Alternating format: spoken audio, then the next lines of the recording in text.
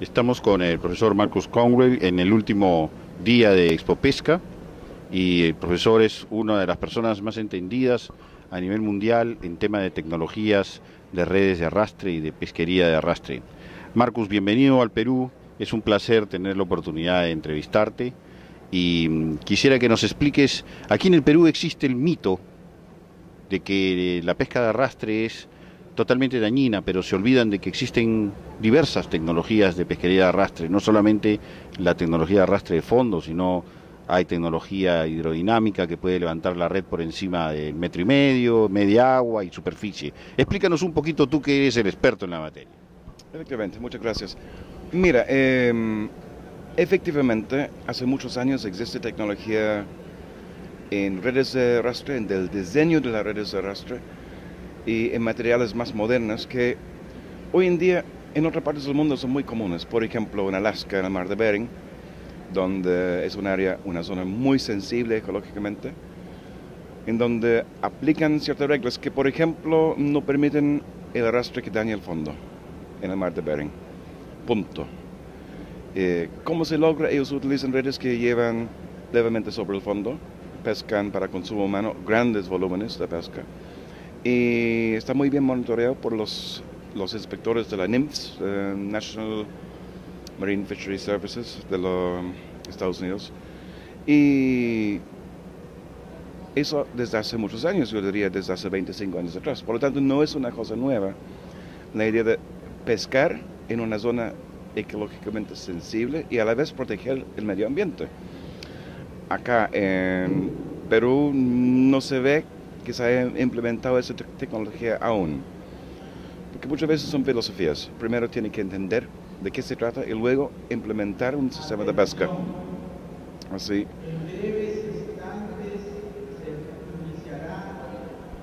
Espera, puede parar, pienso por el ruido de la... Veíamos que estas tecnologías de pesca pues son muy conocidas alrededor del mundo y ahora con la modernidad, con los nuevos materiales que son mucho más ligeros, es posible que una embarcación cualquiera pueda hacer diversas pesquerías de arrastre. Pero por supuesto que sí. La idea de que hay una sola pesquería en la cual se puede participar un barco en el año ya ha pasado de moda hace mucho tiempo.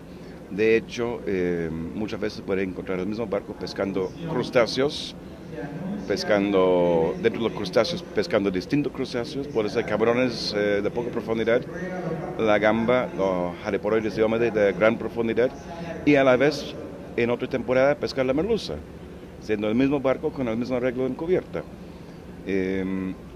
Las redes hoy en día, los diseños disponibles de redes de arrastre permiten un alto grado de selectividad, por ejemplo, no solamente en tamaño del pescado, pero también por especie.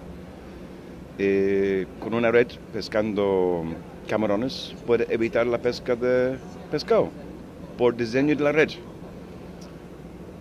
Una tarea que 20 años atrás pensaron que era imposible, como evitar captura de pescado y a la vez mantener la fauna objetiva, el camarón, que es mucho más pequeño, pero hoy en día se hace.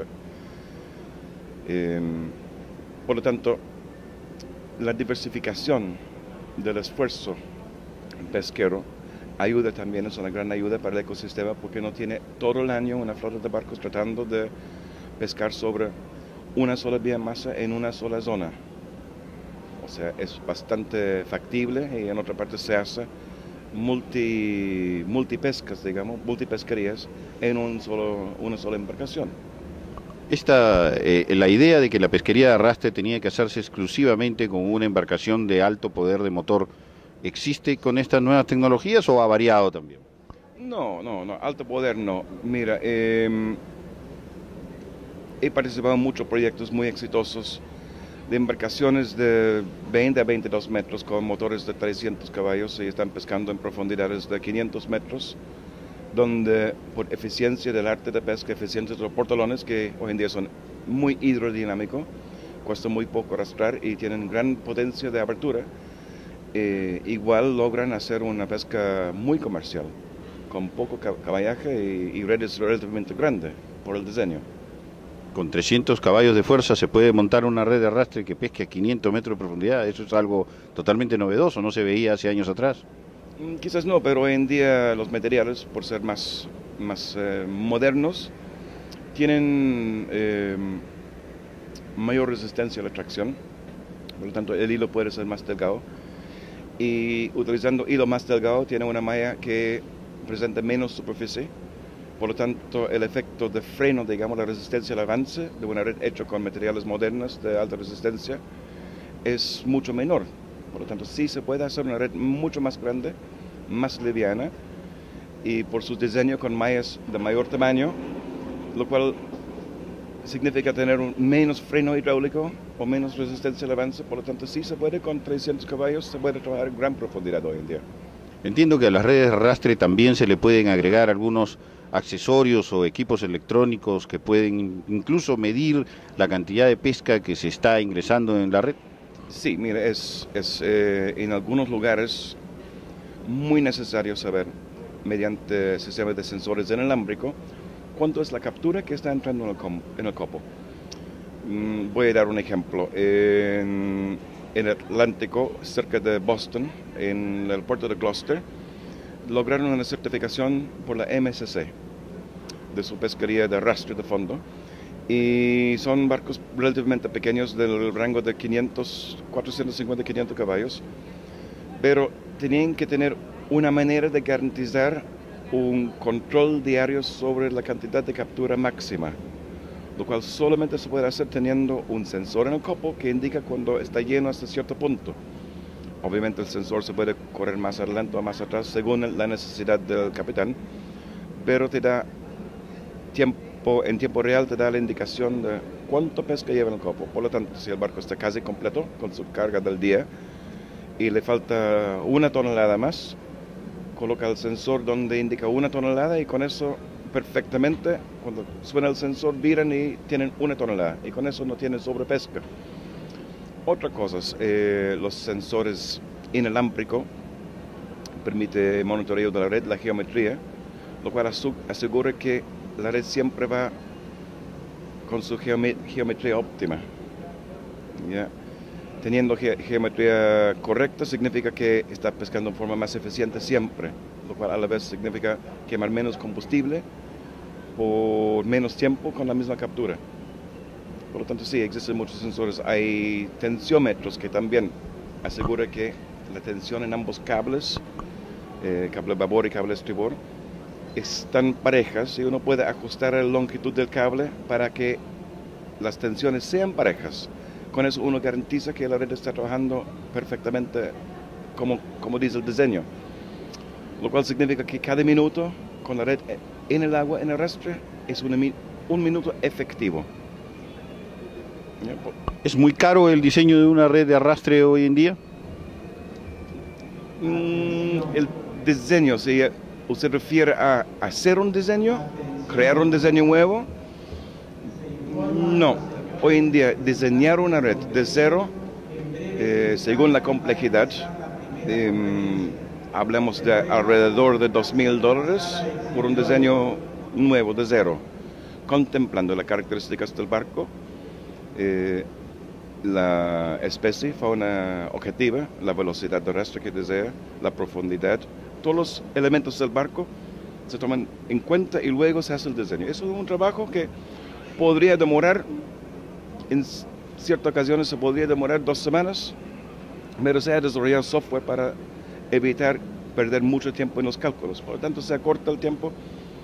Efectivamente, se puede hacer un diseño de cero, hablando del diseño, los planos de confección, los cálculos, en alrededor de 1 semana. ¿El material con el que se fabrica la red es muy caro? O sea, la red en sí es muy cara aparte del diseño, comparado con las redes de cerco que se usan aquí en el Perú, que tienen un alto valor. ¿Cuánto costaría, por ejemplo, una red de arrastre para una embarcación de 300 caballos? Bueno, si estamos hablando de una red merluzera, por ejemplo, también depende en el tamaño de la red, pero promedio podríamos hablar en dólares, estamos hablando de, podría ser $12,000. ¿Ya? Ese es el valor de una red, que es bastante menos que una red de cerco. bastante menos.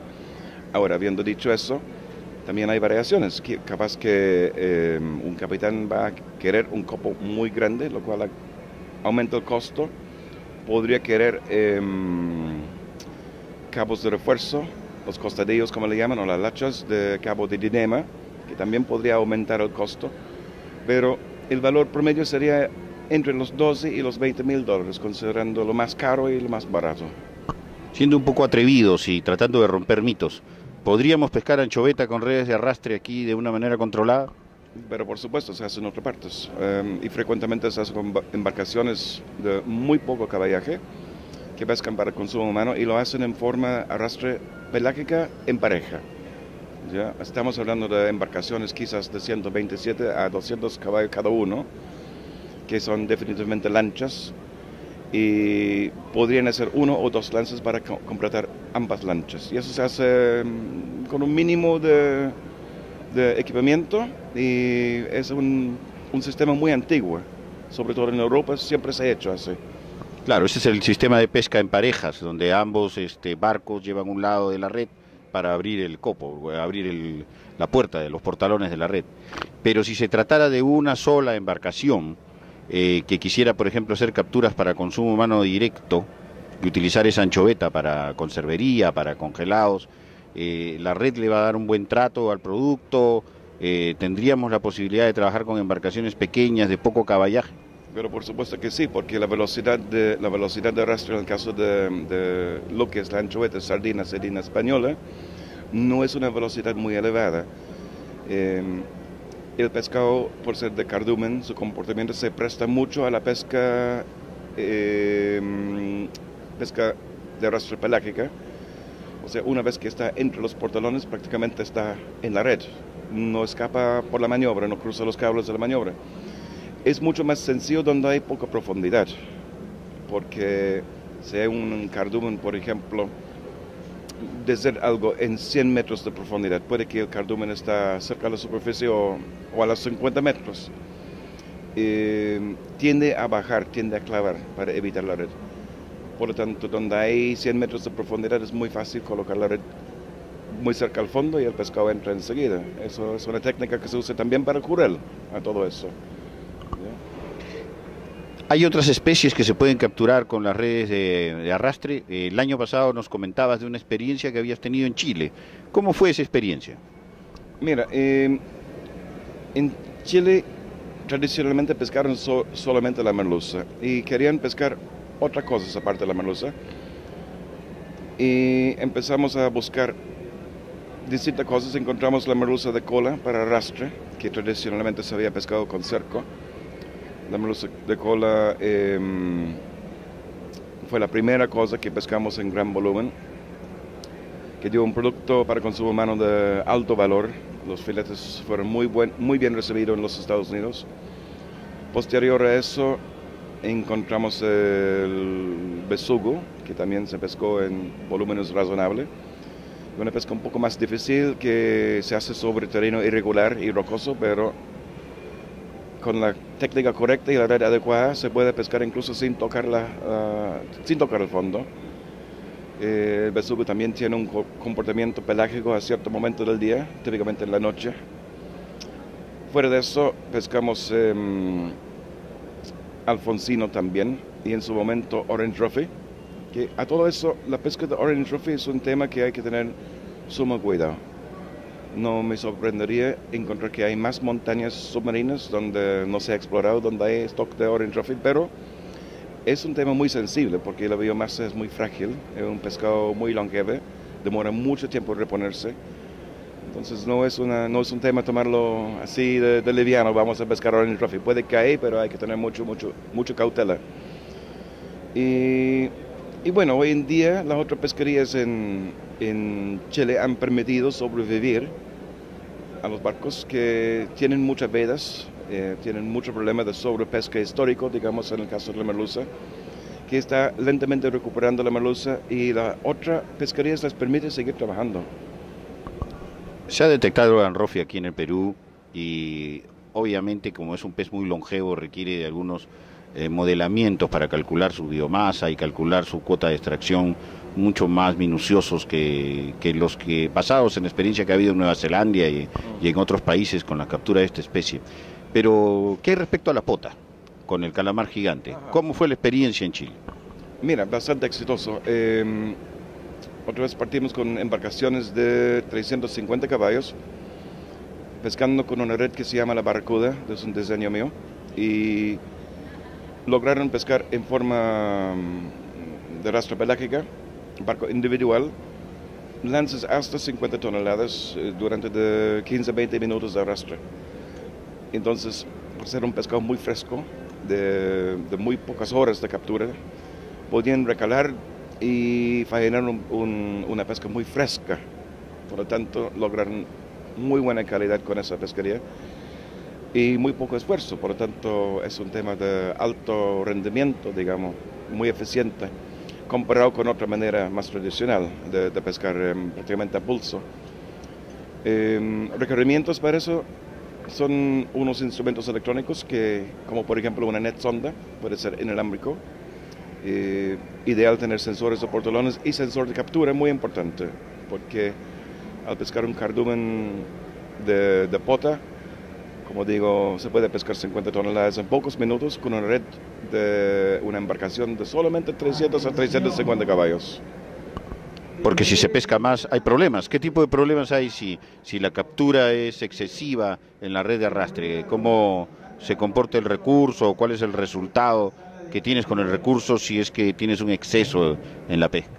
Bueno, con un exceso grande así, número uno, la red se daña, se va a romper alguna parte de la red y deja de acumular pescado en el copo. Normalmente los copos son de un tamaño que el copo estando lleno se puede manejar a bordo del barco o al costado. Si se llena más que el copo, el antecopo o el preantecopo va a romper y el pescado, obviamente, en ese caso la pota, sigue vivo, escapa sin daño y sigue su camino. O sea, ecológicamente no hay mucho daño que se hace en ese momento. No es lo mismo que pescar una gran volumen y luego botarlo en el mar, eso es otra cosa. Uno está descartando un pescado muerto.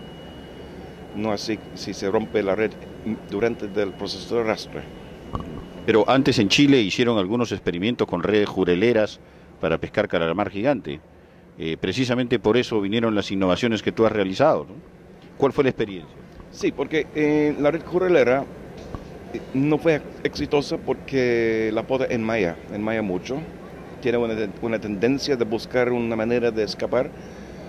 Entonces hay que contemplar un diseño de una red que no tiende a enmayar a la pota. Y eso lo tenemos con la Barracuda, que es una red de mallas convencionales. Tiene malla de 8 metros en el cabezal y alas, que son un tamaño de malla muy efectivo en juntar el pescado. Las tensiones en los 4 cuerpos, las 4 caras de la red tienen que ser idénticas. Así el pescado percibe una vibración en el agua. Por ejemplo, en la noche no ven la malla, sobre todo una malla de 8 metros no es muy fácil de ver. No obstante, sienten la vibración, teniendo un campo de vibración por las mallas tirantes en las 4 caras de la red. El pescado se guía solo hacia el fondo de la red, hacia el copo. Por lo tanto, tuvimos problemas después. En el centro de la red también empezaba a enmayar y eso se solucionó por una configuración del diseño diferente, utilizando 8 cuerpos en la red y colocando cierta tensión en las lachas, que son 8 lachas. Y de un día para otro encontramos que se había solucionado el problema de enmayar, en lo cual en las redes más antiguas no podían pescar sencillamente porque llegaron a las redes pero completamente enmayada y no podían largar otra vez sin perder 3 o 4 horas en limpiar la red. Eso está solucionado.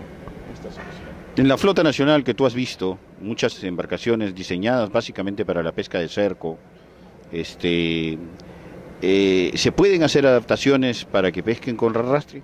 Pero por supuesto lo hemos hecho en Chile muchas veces. De hecho, las embarcaciones pequeñas de que estoy hablando que iniciaron la pesca de pota con redes especiales con la barracuda, fueron originalmente cerqueros. Fueron cerqueros, modificados y cambiados a rastrero, a un muy bajo costo más encima. La conversión no es una cosa cara, son pescantes que colocan la popa para llevar las pastecas de arrastre y hay muy pocos cambios que hay que hacer a la planta de la cubierta, según la condición original, obviamente. Pero sí, es totalmente factible, sí.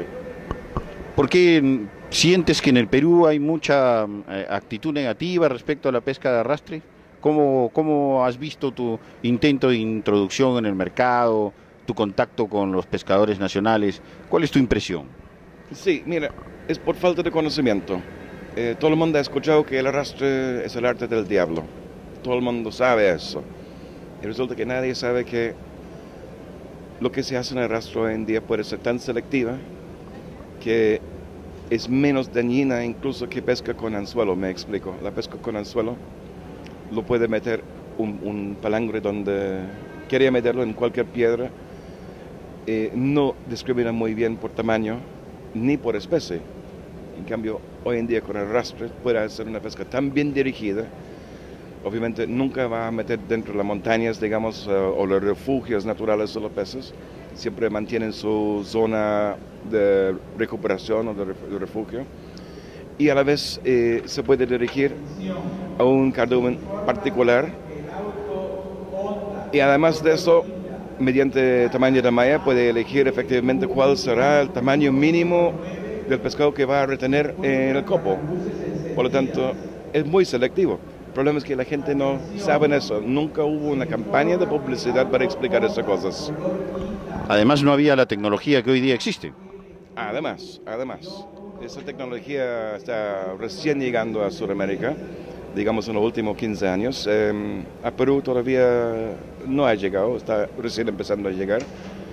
Y esas son las pruebas, porque uno prácticamente puede ver científicamente qué está pasando dentro de la red, si la red tiene contacto con el fondo o no, cuáles son las diferencias en un lance donde uno levanta la red levemente. Antes no se podía hacer, hoy en día sí se puede. ¿Se requiere mucha pericia del patrón o del capitán de la embarcación para el manejo de la red? Sí, efectivamente, sí, mucho, porque toda nueva tecnología requiere de una capacitación. Sería un poco ridículo entregar instrumentos complejos a una persona independiente de su conocimiento. Si son equipos nuevos, uno no puede esperar que el capitán va a entender o saber cómo utilizarlos sin explicación o capacitación. Por lo tanto, sí.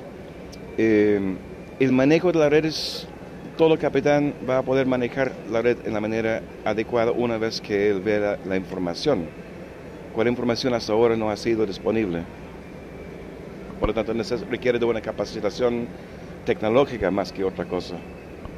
Hay que romper mitos en el Perú y comenzar a pensar que se puede utilizar la red de arrastre, que está ahora en la cima de la tecnología de los aparejos de pesca.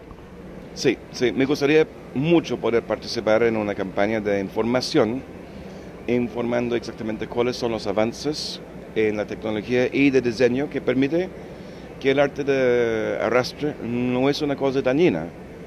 Y bueno, estamos empezando en eso. Yo creo que con esa conversación nuestra ahora estamos empezando a romper el mito. Bueno, Marcus, bienvenido y ojalá que podamos romper el mito y que la gente comprenda que las nuevas tecnologías de pesca están buscando lo que todos estamos buscando, la sustentabilidad y la selectividad. ¿Crees que hay un aparejo de pesca mejor que el arrastre para lograr la sustentabilidad y la selectividad? Difícil. Lo que pasa es que más que solamente el arte, es la conciencia.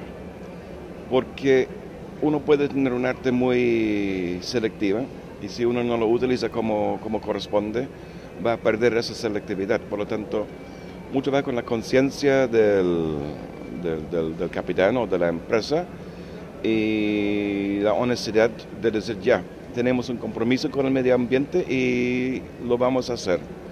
No vamos a utilizar la malla más pequeña, porque sabemos que no necesitamos una malla de 90 milímetros, por ejemplo, cuando podemos trabajar con malla de 120 en el copo y así evitar captura de mucho juvenil. Obviamente sufre el volumen de captura, pero el valor de esa captura, en mi opinión, es mayor. Por lo tanto, requiere de un compromiso. Más que solamente arte de pesca, requiere de un compromiso, utilizar esa arte de pesca como corresponde. Bueno, Marcos, bienvenido, y tienes a tu disposición la red de Vanes para transmitir todo lo que sea tecnología nuevas en redes de arrastre y a ver si rompemos el mito de las pesquerías para que el peruano comience a darse cuenta que existen una diversidad de tecnologías para lograr la sustentabilidad y la sostenibilidad de un recurso con tecnologías nuevas, modernas, y desterremos estos mitos que existen. Está a tu disposición, cuando quieras haznos llegar videos o presentaciones, nosotros con mucho gusto las vamos a hacer llegar. Y por supuesto, bienvenido nuevamente al Perú, ojalá vengas más seguido y muchas gracias por la entrevista. Muchas gracias. Vamos a romper mitos. Ok, gracias, muchas gracias, Marcos. Especialmente táctica para la captura de peces demersales, entre ellos la merluza gay.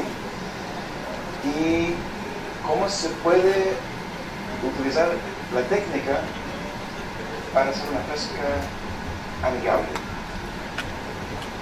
Así, vamos a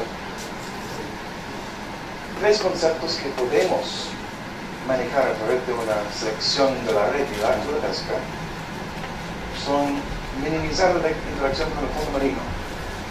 Luego vamos a ver cada título aparte. El segundo es tener redes selectivas, que es totalmente posible, se hace, tanto por especie como por talla. Tenemos videos del proceso. Y el tercero, no menor, optimizar la eficiencia energética. También es un factor importante, sobre todo hoy en día, el costo de combustible es muy alto. Hay muchas emisiones de los gases CO2, los famosos invernaderos. Podemos minimizarlo, optimizarlo. Bueno, los componentes de contacto del fondo en una red de arrastre de fondo, vemos primero la red tradicional de fondo, son los portalones. Creo que la mayoría son portalones, pero son cuadrados de acero que pesan hasta 800 kilos en un barco de 25 metros, que van en el fondo, van a montar sobre el fondo, dejan surcos. La maniobra, o sea, la malleta de los cables que conectan la red a los portalones, luego lo vamos a ver, y el pin de arrastre por nombre. Ahora, en una red bien confeccionada, la malla de la red nunca debería estar en contacto con el fondo. Es un elemento que daña mucho el fondo, remueve mucho sedimento del fondo. El sedimento es donde hay todas las algas vivas que están sobre el fondo. Aquí vemos dos ejemplos. A la izquierda es fotografía tomada en el canal de prueba en Canadá, en el Marine Institute of Environment, donde se ve una red que ninguna parte de la malla toca el fondo, solamente el freno. Por el lado derecha es un diseño tradicional de muchos años, yo creo que están haciendo la misma red durante los últimos 50 años, donde se ve todo el vientre en el fondo, todo el antecopo y todo el copo. La eficiencia energética está muy mala aquí y estamos en contacto fuerte con el fondo. Eso se puede eliminar totalmente.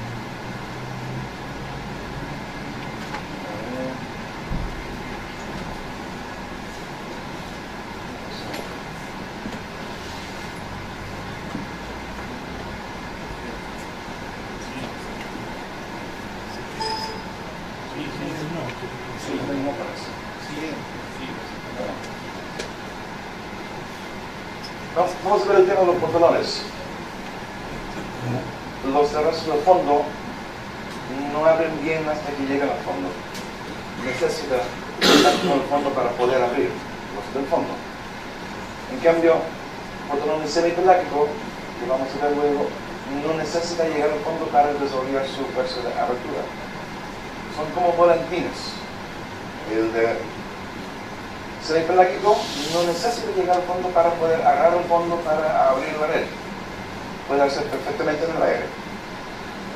Por lo tanto, los portalones semipelágicos, aquí vemos el primer mejora no tienen impacto sobre el fondo marino porque no tienen contacto con el fondo. Si estamos eliminando una cosa bien importante. Cuando los fotones van levemente sobre el fondo. El tercero es semipelágica, cuando los fotones no van al fondo.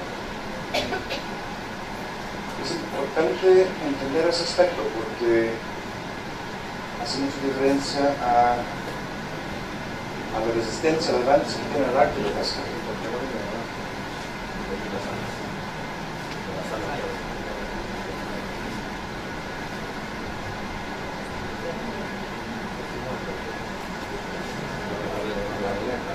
La primera cosa aquí va a ser cambiar el ángulo de ataque. Tiene un efecto de girar el portalón y a la vez va a abrir más.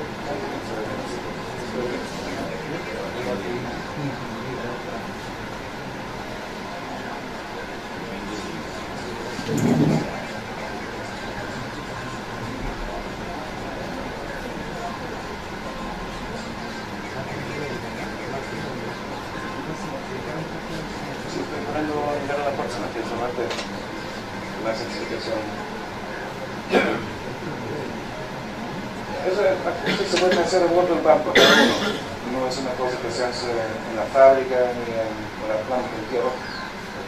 Son las cosas que el capitán puede realizar teniendo las tablas. ¿Ya?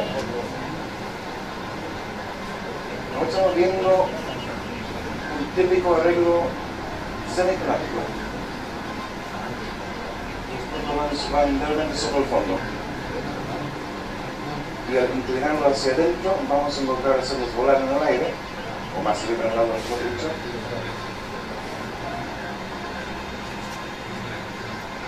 Se están haciendo todos los ajustes necesarios para lograr que los portalones vuelan sobre el fondo.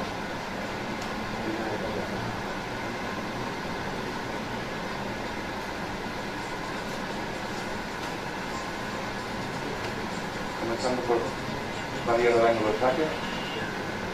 Después de ir al mínimo.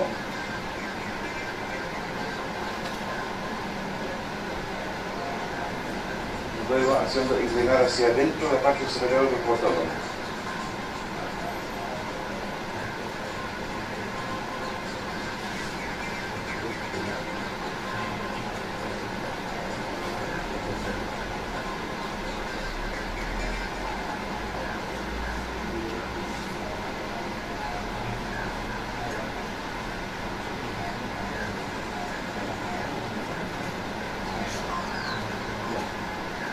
Subir un punto de giro, se cambia el centro de gravedad hacia arriba, el portalón se inclina hacia adentro, con el efecto de levantarse.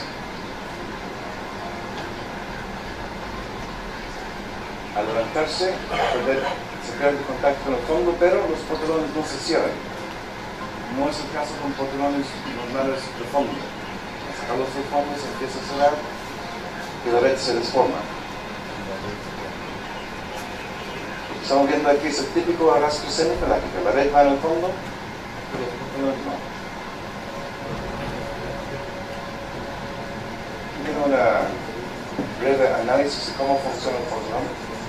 Las entradas de las boquillas son más anchas que la salida, provocando una alta velocidad de agua en la parte posterior del portalón.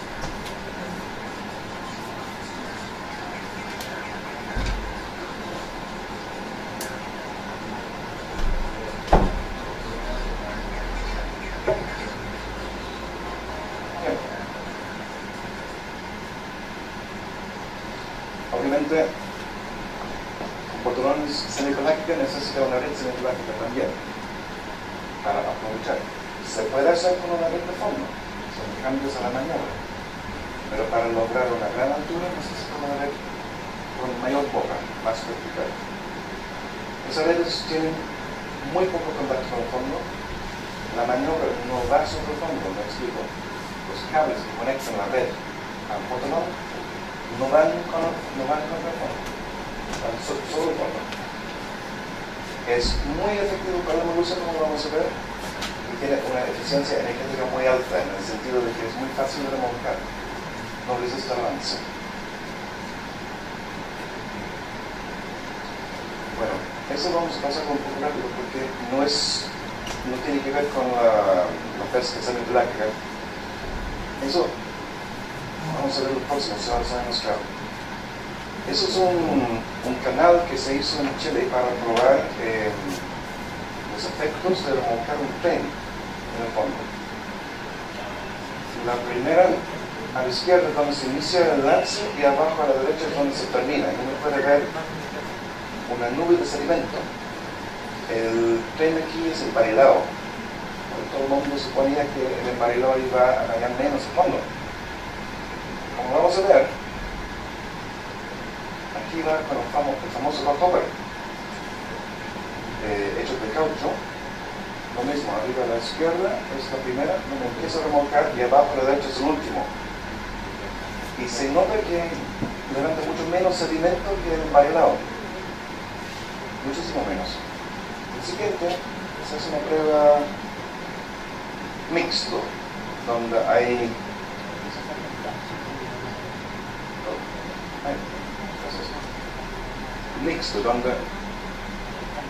está emparilado en el centro y tenemos los discos en las alas. Y se puede ver que hay un tremendo cantidad de sedimento que se levanta, se desvela el fondo en el centro de la red, no así en las alas. Demostrando que obviamente es algo de un mito de que el tren con discos es el más dañino. Lo que sí deja surcos en el fondo, pero no levanta sedimento.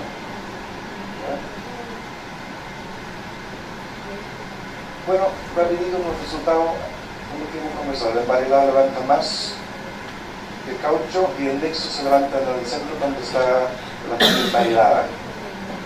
Se repitieron esas corridas en el primer caso 10 veces y en los otros casos 8 veces cada prueba. Los resultados son categóricos. La idea de la red semipelágica es que no se trabaja con tren. Con solamente la red de la red tiene contacto con el fondo. ¿Bien? La selectividad. Uno, tenemos que ver fauna conveniente. Normalmente al ocupar una malla grande en el cabezal de la red se elimina la fauna conveniente. O sea, no vienen los diablitos, no vienen los menguados. Y los peces juveniles no queremos pescarlos por ningún motivo. También se puede eliminar un 90% de ellos. Y eso se hace mediante la malla adecuada en los bellies y una ventana de malla cuadrada que permite el escape de los pescados chicos, lo cual vamos a ver ahora.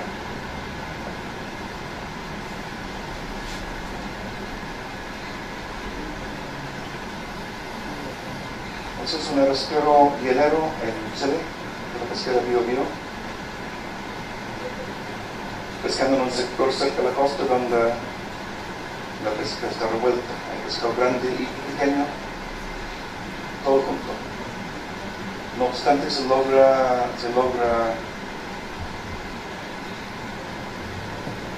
una captura predominantemente de pescado más grande.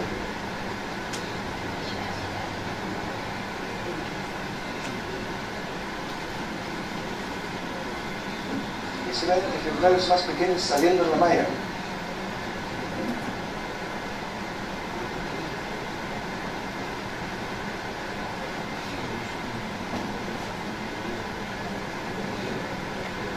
Esas son las mallas normales en un túnel de una red de arrastre. Y va a red para el arrastre. malla normal otra vez. La malla T90, girar 90 grados, y la malla cuadrada. Se puede insertar en tres partes de la leche: el copo, los pelis y en el cielo. Y se ve el efecto, los pescados pequeños saliendo libremente de la malla cuadrada. Es muy efectivo. Todo ese pescado que está saliendo hacia arriba, si no fuera para la malla cuadrada, estaría en el copo, cuando no tiene escapatorio. Mientras más grande hace la malla cuadrada, más grande es el pescado que se requiere. Nosotros hacemos los diseños de los pañales de malla cuadrada y se prueba en Canal de Preda en Canadá. Este es un ejemplo de una foto tomada en el Canal de Preda en St. John's en Newfoundland, donde se hizo el estudio de la relación entre el embande, o sea, el largo del panel, comparado con el largo de tela. Es importante realizar estos estudios porque, de lo contrario, estaríamos haciendo pruebas en la mar que resulta ser muy caro. Entonces, mejor hacer los estudios en Canal de Preda primero. Bueno, pasamos al tercer ítem, que es el ahorro de energía. En el fondo,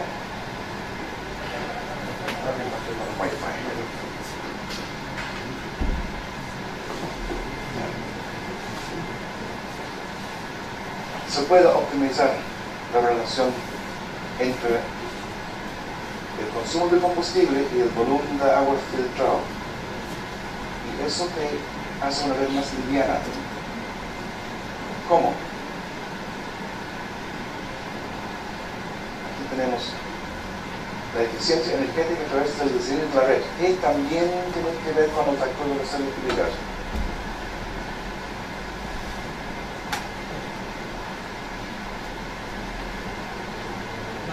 Bien, ok.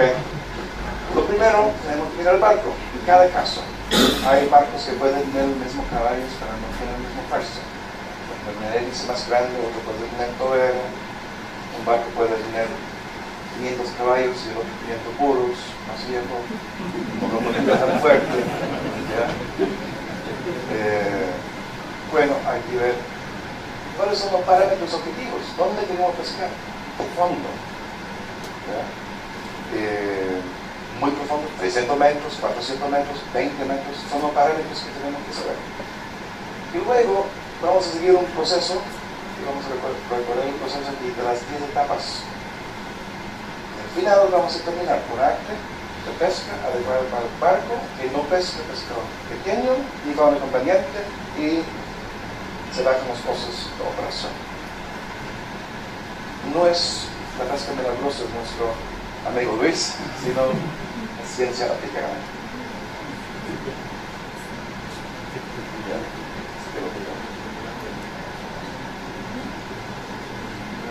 Ahí está. Bien, ahí está.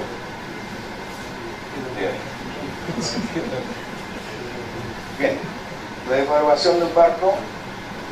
Primer paso, medición del water pool. O sea, se amarra el barco al muelle con un tensiómetro, se da máquina, se toman muestras durante 15 minutos para saber cuánto tiene el barco. Valorizar los parámetros del diseño de la pesca, o sea, poner los números a todo lo que queremos. Por ejemplo, cuánto queremos que levante la red, cuánto queremos que abra la red. Metros. Se grafica la curva de aquí del mismo libro que vamos a ver, luego se modela la red. O sea, hacemos un diseño, copiamos la red con un software 3D. Si es un diseño nuevo, hay que ir al canal de nuevo también. Si no es nuevo, hacemos el modelo de la red. Luego los portones, como ven, también dependen del tamaño del barco y el tamaño de la red y de la profundidad. Punto número 8, la capacitación de la gente a bordo. No en un seminario ni en una oficina, pero a bordo. La práctica. Puesto en marcha y finalmente seguro. Son 10 etapas. Bueno, hemos cubierto la evaluación de cada barco, la potencia. Número 2, medición del forward pull. Se puede hacer la prueba o se puede analizar lo que está haciendo actualmente el barco. Si el barco puede lograr una velocidad de 3.5 nudos con una red y vemos el plano de la red, analicemos la superficie sólida, podemos calcular cuánto realmente tiene el barco. Son las dos alternativas. Es una prueba con tensiómetro, típicamente. Aquí es el número de la muestra. Se hacen muestras cada 15 segundos durante 15 minutos. Se anota el tiro en cada caso, 16.1 toneladas. Eso es una prueba que se hizo el año pasado en un barco que se llama el Biomar 3, para el video. Y resulta que tira 14.85 toneladas. Curioso es que la empresa pensaba que el barco tiraba 24.7. Analizando la red, yo les dije que no era efectivo. No podíamos llegar a un acuerdo, así se hizo la prueba con el dinamómetro en el muelle de Roquel. Y ahora tienen una red proporcionada al barco y están pescando muy bien. Ok, necesitamos saber, en este caso, merluza, qué profundidad, el rango de trabajo puede ser, por ejemplo, de 350 metros a 80 metros. Para ponerle números. Tamaño de la malla, tanto en el cabezal. Las mallas pueden ser de 8 metros largos, como vamos a ver. 8 metros en una malla es muy grande, pero funciona de la misma manera que una malla pequeña. No deja escapar el pescado grande. El pescado grande siente por su línea lateral las vibraciones y tiene cerquita a la malla. Por lo tanto, hay un campo de ruido efectivo. No hay que olvidar de que en esa profundidad de sobre 45 metros no hay luz. El pescado no ve la malla, lo escucha por su línea lateral. Velocidad terrestre es un variar 3.2 a 4 nudos. Tipo de fondo, vamos con el plano liso, no acantilado. Luego se practica la curva, que vamos a ver en la próxima lámina, y se modela la red. Yeah. Se ingresan todos los datos del barco. Los portalones, tipo de red, profundidad de trabajo, la potencia y el tiro. En este caso son 6 toneladas, un barco pequeño. Una vez que está listo, vamos a la página donde están los cálculos. En este caso estamos calculando 4 nudos. Lo importante es que cuando tú cambias los portalones, cambian esos dos números aquí, la CD y la CL, coeficiente de drag y coeficiente de lift, o sea, resistencia al avance y fuerza de abertura. En el caso de los portalones semipelágicos, resiste poco y abre mucho. En el caso del portalón de fondo, resiste mucho y abre poco. Son distintos conceptos. Bueno, una vez que hemos terminado con todo eso, podemos automáticamente dibujar estas líneas. Eso es lo que estamos buscando. Es el 80% del tiro disponible. Mientras más rápido que vamos, menos tiro queda disponible. Hasta que llegamos al tope, la velocidad máxima del barco, no queda tiro disponible, porque la totalidad del motor está siendo ocupado para empujar el barco. Vamos a mirar una velocidad de 3.75 nudos, velocidad de aquí abajo, para arriba, ya. Eso corresponde al 87%. Considerando que la línea roja aquí es 100, 80, aquí 87. 87% es un número muy mágico porque sobre el 87%, si un motor está quemando, por ejemplo, 60 litros por hora y tú sobrepasas los 87%, puedes subir hasta 110 litros, o sea, 30% más. Fácil, es muy normal. Entonces uno baja las revoluciones y busca una ley con tamaño de portalón que te permite trabajar con 87% hacia abajo. No lo contrario. Mira, por ejemplo, la red roja aquí en este caso es demasiado pesada para el barco. Si queremos ir a 3.5 nudos, estamos con el 100% y ya está quemando mucho petróleo. Si elijo una red con hilos más delgado o malla más grande, más liviana y logramos 3.75 con menos combustible. Ya, luego modelemos la red. Con el software Dynamit de Ifremer en Francia se hacen simulaciones, en lo cual, no sé si lo ven bien. Ya. Bien. Las mallas en ese caso son mallas hexagonales. No es la red que se utiliza para la merluza. Mallas convencionales son mejores. Pero quería mostrar eso porque es un muy buen ejemplo que la tensión en casi todas las varas es igual. Se nota aquí. Es una escala de colores por tensión. También se nota que en las puntas de las alas son otro color, por lo tanto esas dos varas de aquí tienen más tensión. Llegando más atrás, sigue la misma línea hacia atrás. Es una red de 4 paneles, por eso tiene más fuerza en las esquinas, digamos, en los bellies atrás. Nosotros trabajamos con redes de 8 paneles, en lo cual la fuerza está muy bien distribuida. Para la merluza es más bien 8 paneles que 4 paneles. Si tenemos el diseño y queremos cambiar el tamaño, solamente hacemos ese proceso, modelar la red. Si es un diseño nuevo, nuevamente vamos a Canal Pedro con un diseño nuevo, como este diseño, que también es una red ecológica. Nada que ver con merluza, de hecho no pesca merluza. Es muy mala para merluza porque está diseñada para pescar solamente camarones. Aquí hay una escapatoria 100% del pescado y solamente que los camarones.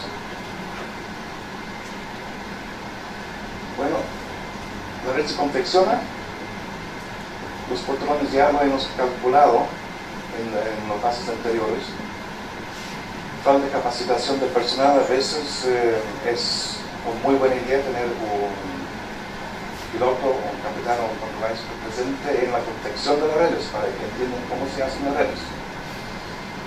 La puesta en marcha se hace por personal de mi empresa. Muchas veces o normalmente yo voy personalmente porque es importante que el capitán esté totalmente cómodo en la red. Luego hay soporte. Ahora sí, aquí está. Es una red barracuda en confección en el taller.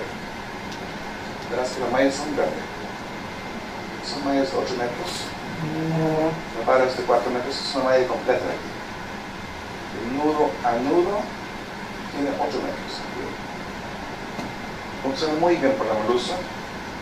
Son selectivos también porque la merluza, según la condición que tiene, puede nadar 4 veces su largo por segundo. O sea, una merluza de 20 centímetros puede nadar a 1,20 m por segundo, lo cual corresponde a menos de 3 nudos. Si vas a nadar a 4 nudos, el pescado se cansa, el pescado pequeño se cansa y se cae por la malla grande, no llega. Aquí vamos a la parte de la malla de 4 metros, de 400 y de 200.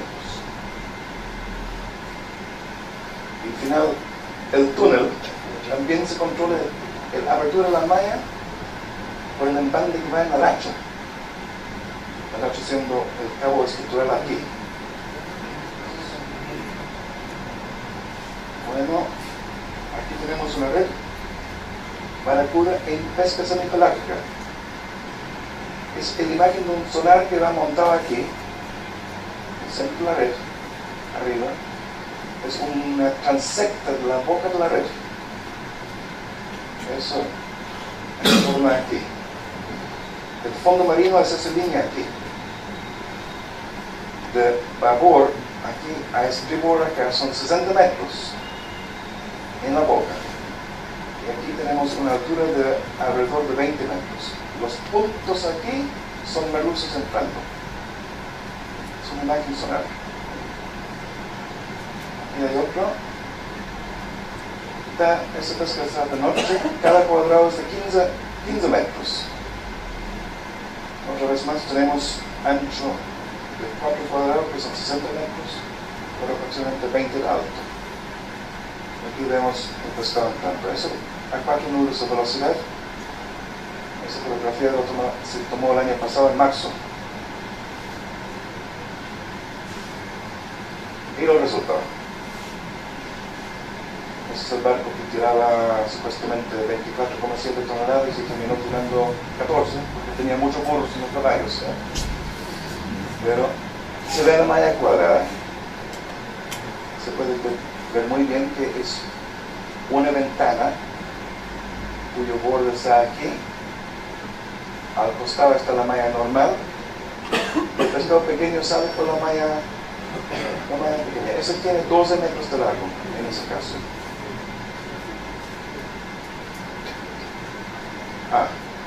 También, como en la otra parte, la misma red, cambiando el papa que sirve para la pesca de pota. Todo es un solo lance aquí que se va girando. Son la misma pota que tiene acá en Perú. Ese barquito está haciendo lances de 28-30 toneladas. O sea, es un muy alto rendimiento. Todo es un solo lance.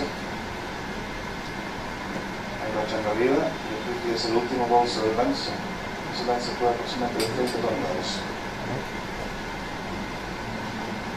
O sea, hay soluciones integrales para pesca eficiente, responsable y que cuida el medio ambiente. Con eso termino.